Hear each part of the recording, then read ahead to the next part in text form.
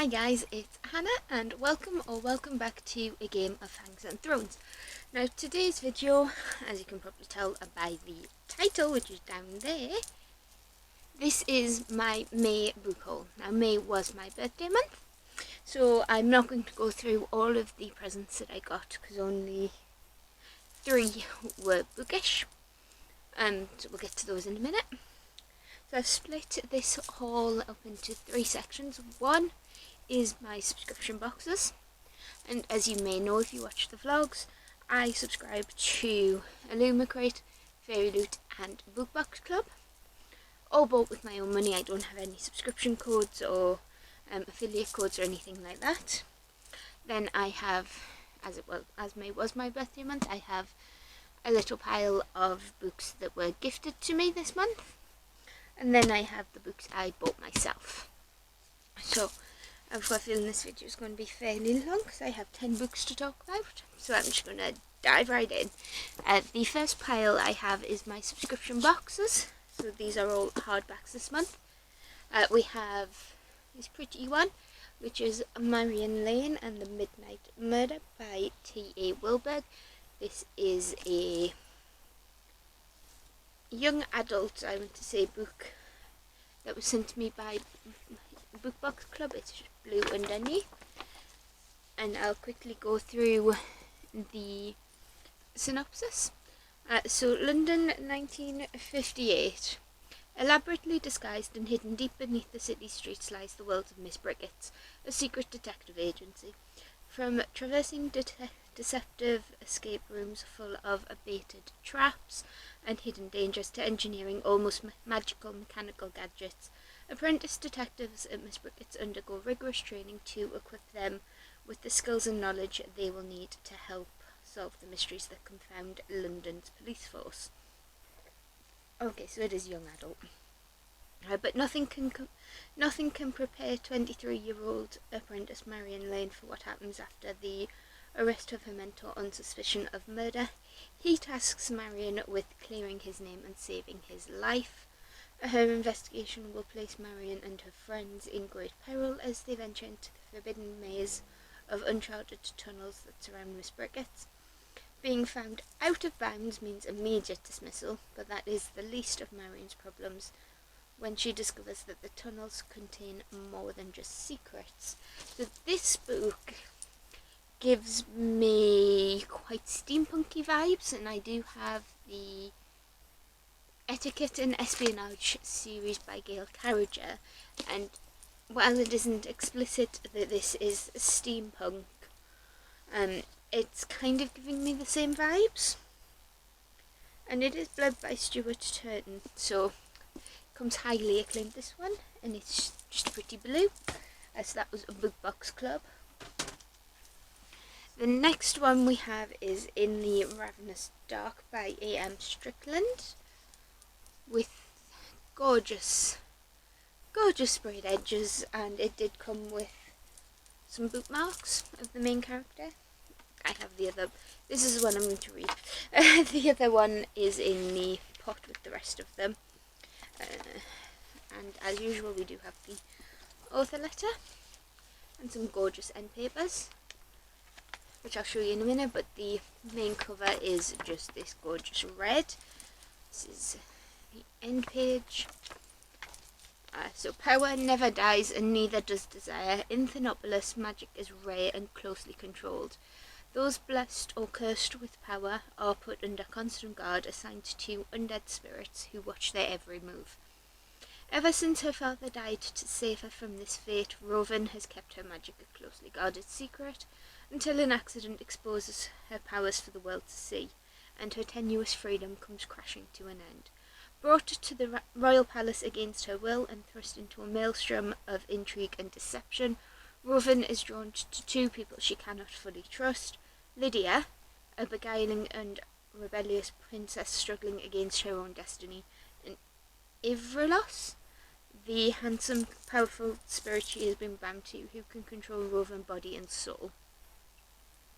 Together they uncover a terrible secret that could destroy everyone in Thenopolis, the living and the dead. To save them, Rowan will have to start a rebellion in in both the mortal world and the underworld and find a way to trust the princess and the undead spirit vying for her heart if she doesn't betray them first. So I think this one might be a polyamorous romance. The author's previous book,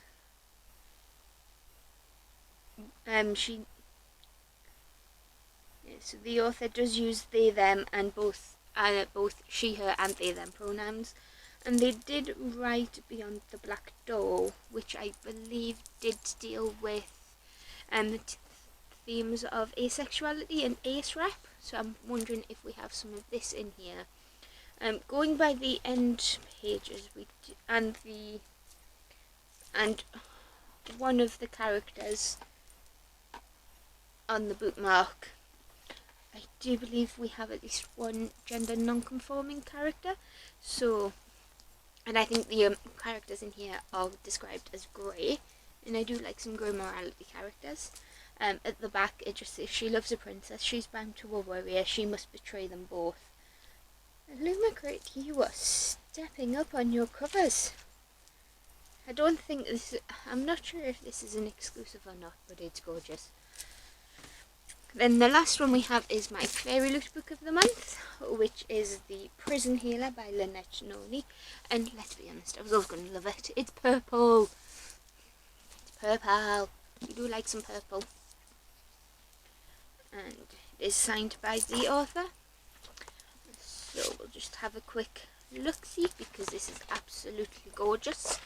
And then Fairy Loot nearly always have these exclusive undercovers, as I'm calling them. So we'll quickly run through here.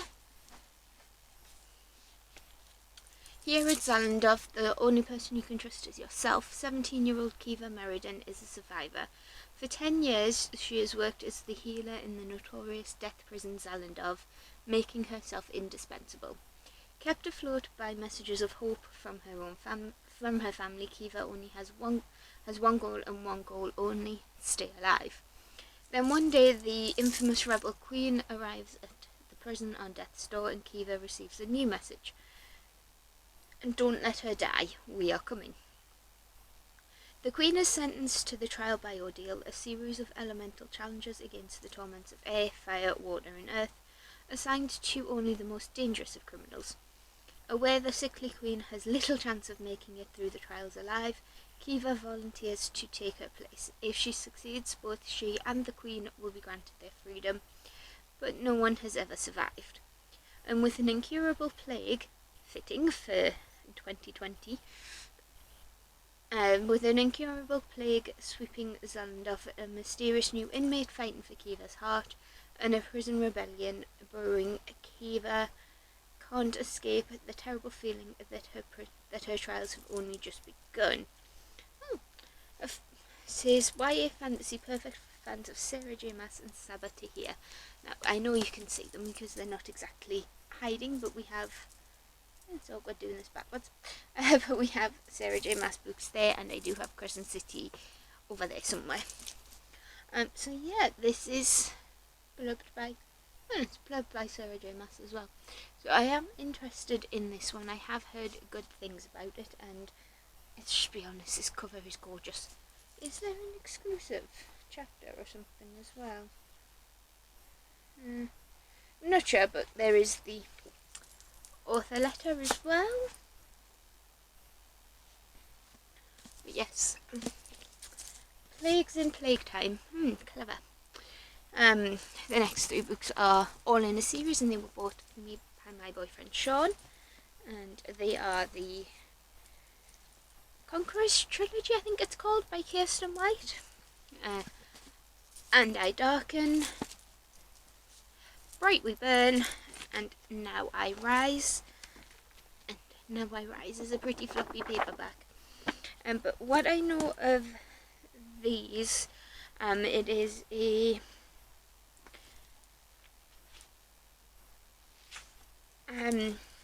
Middle Eastern... No, not Middle Eastern. European. East European fantasy set in the time of Dracula, following his legacy. A princess, unlike, I'll just read the back of And I Darken, which is the first book.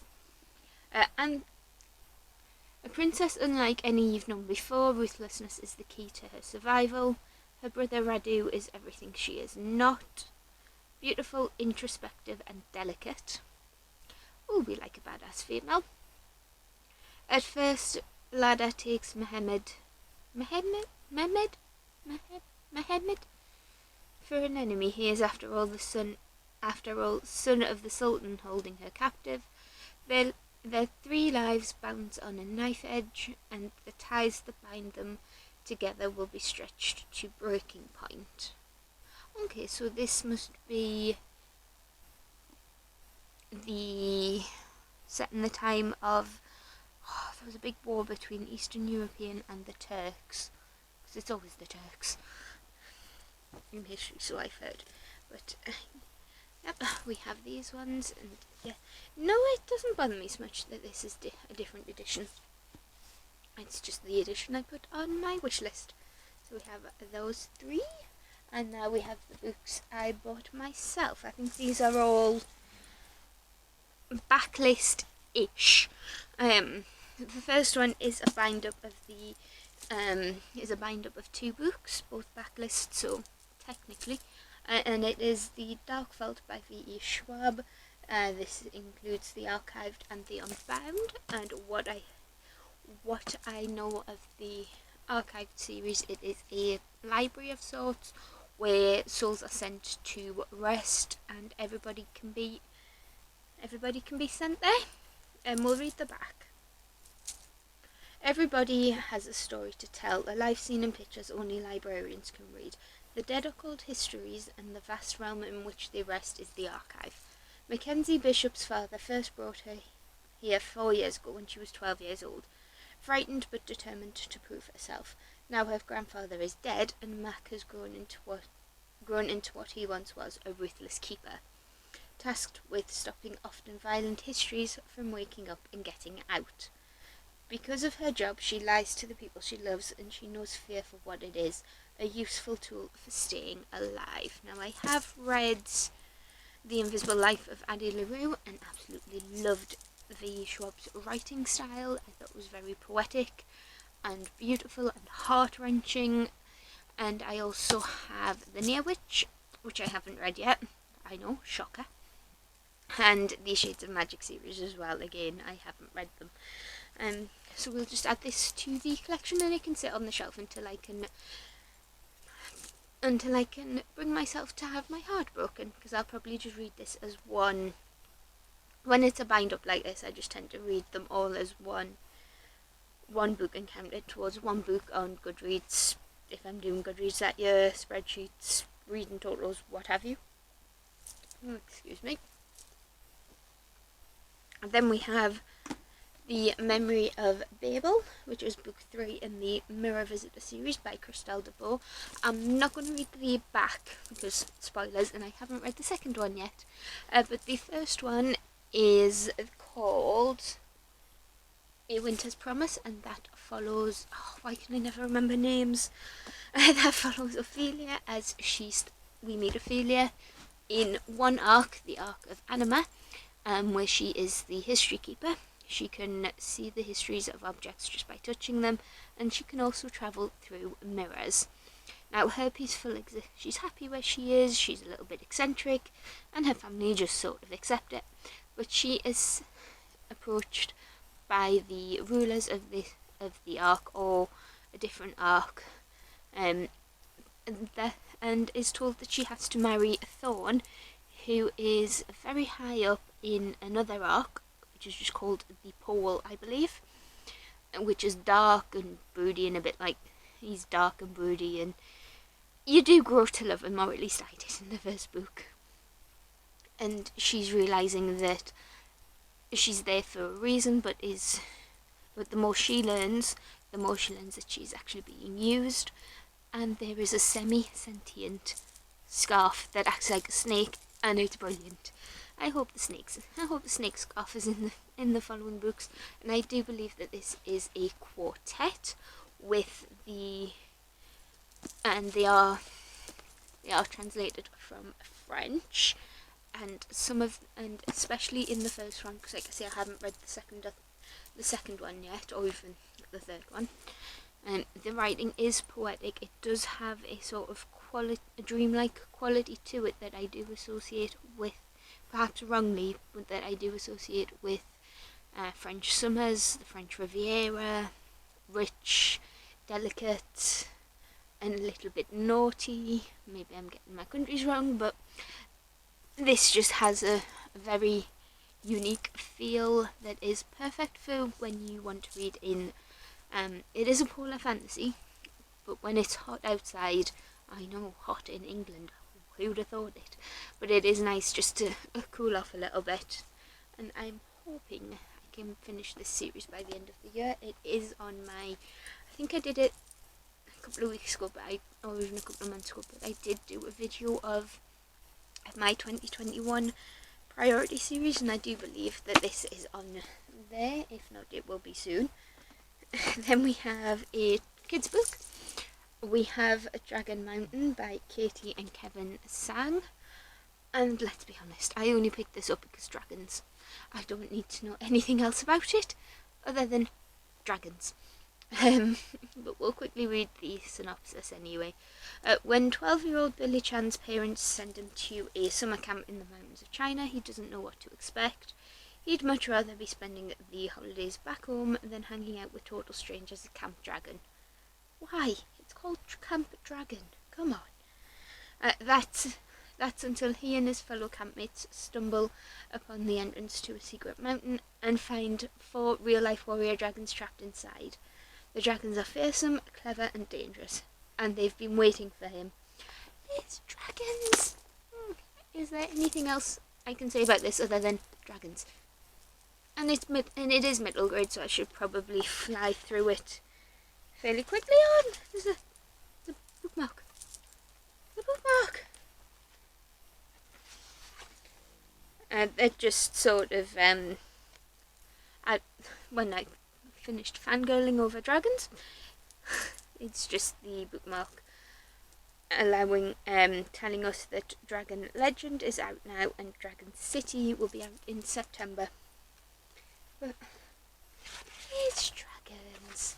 Okay, Hannah, you've got one more book to haul, and then you can go fangirl over dragons, and that is King of Scars by Leigh Bardugo. Now, this is the latest installment in Leigh Bardugo's Grishaverse series.